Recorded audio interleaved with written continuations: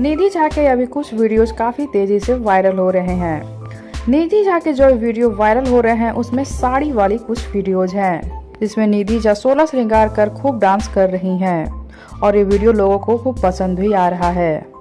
वहीं इसी बीच निधि झा का 2-4 वीडियो और वायरल हो गया है, जिसमें निधि झा साड़ी नहीं बल्कि वेस्टर्न ड्रेस पहनी है और ये सारे वीडियोज भी लोग खूब पसंद कर रहे हैं।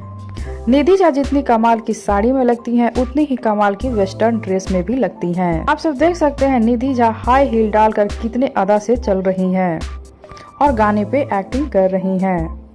और ये एक पवन सिंह का गाना है और वो गाना है, इतना फैशन में जब पढ़े यहाँ अबू तब बवाल काहे ना हुई हो।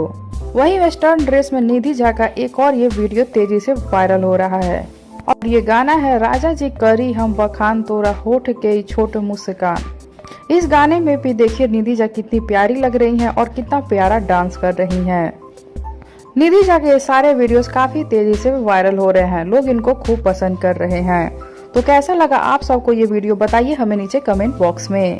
साथ ही वीडियो को लाइक कर ले, चैनल को सब्सक्राइब कर ले। वीडियो पसंद आया हो तो इसे ज्यादा से ज्यादा शेयर कीजिए।